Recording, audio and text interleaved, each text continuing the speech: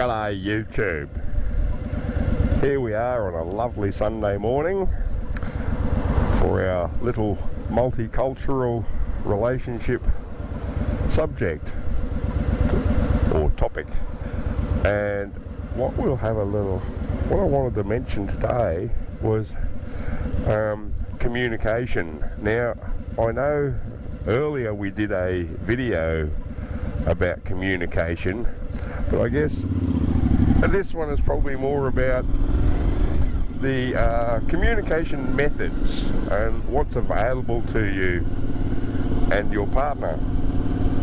Because when you've got a partner from a different country, now I know this is going to sound kind of obvious, but they need to be able to continue to communicate with friends and family in their home country, you know, where they come from, not where they are with you.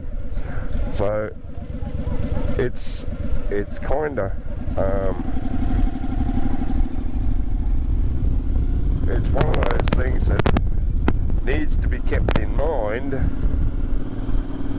that you're going to need to communicate.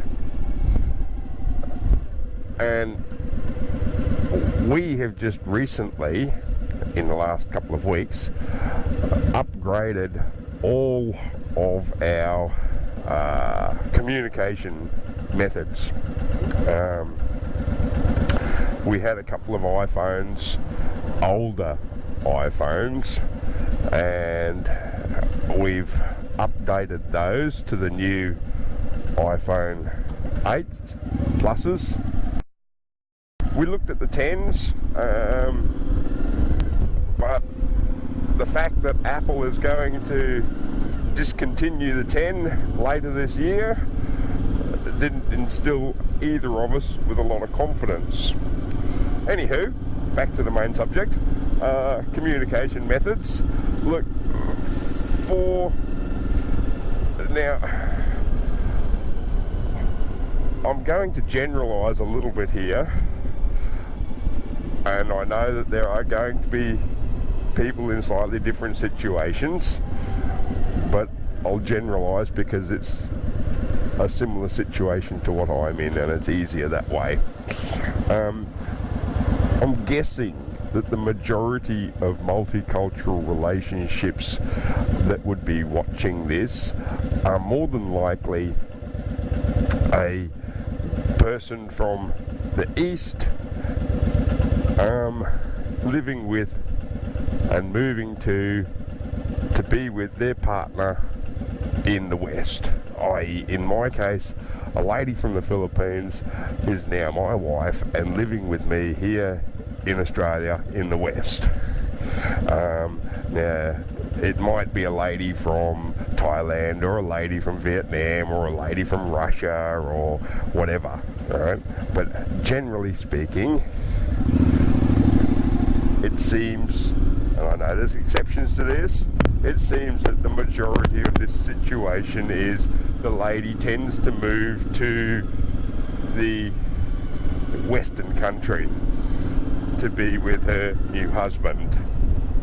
So, keeping that in mind, I know that's a generalisation, but keeping it in mind, generally speaking, the lady is going to want to keep in touch with mum and dad and the brothers and the sisters and the school friends and alright, the list is pretty endless, alright. Get used to it.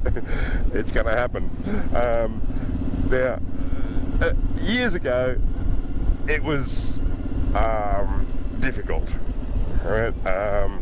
There was the good old-fashioned letter and, you know, a pen and paper type thing, and there was a phone call for which you had to basically, you know, give up the birth rights to your firstborn child to pay the bill, or maybe, you know, donate a kidney. That was just to pay the phone bill for one phone call at Christmas time. I exaggerate a touch, but you get the general idea.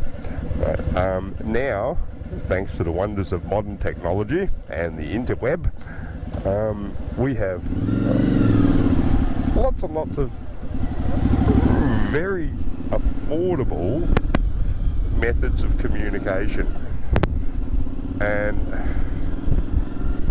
it's really something worth thinking about.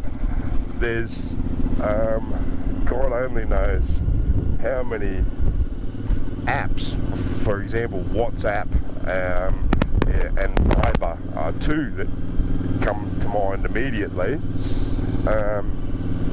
but to say nothing about the fact that you can use Facebook, which also has a Facebook Messenger, and you then also have the ability of using Facebook Live to chat with people. The options are many and varied as to what is available for you to keep in touch. Now obviously the person in the other country, the home country, must also have access to the internet to be able to do that. Most countries do that. Most countries have that ability. So it makes it a little easier than what it used to be many, many years ago. So yeah, it's an option that you have to consider. Now, like I said, we've just recently updated our iPhones, and we've also now got an iPad for Beth, which makes life incredibly easier for her for keeping in touch. Don't mind me, this is a bit bumpy. All right. Great views here of Brisbane, by the way. Yeah, it makes it so much easier for Beth to be able to keep in touch with her friends and family in the Philippines and in other countries as well, because a lot of her friends and family are working overseas from the Philippines, i.e. Kuwait, Qatar, Japan, yeah, it goes on and on. So yeah, these are the options that you must keep in mind, because it's the old story, you know, happy life, happy wife, or happy wife, happy life, and you gotta keep it in mind, because remember, they're the ones that left their home country to be with you. Help them out. The internet's cheap, you know, all things considered. Even here in Australia with our exorbitant prices for stupid shit, the internet is cheap. Ish. So it's definitely something that you've got to keep in mind. The methods that you use for communication and keeping in touch with family members, you really should put it in your budget for, hey, you're going to need some internet access, you know, because it's so much cheaper than a phone call, and the wife is so much happier if she has just sat down and had a conversation with mum, or with the sister, or with the brother, or, you know, insert person here somewhere. Yeah, yeah, and look, it just makes it so much better. You know, it's communication with family members. You know, she's given up a hell of a lot to be here with me.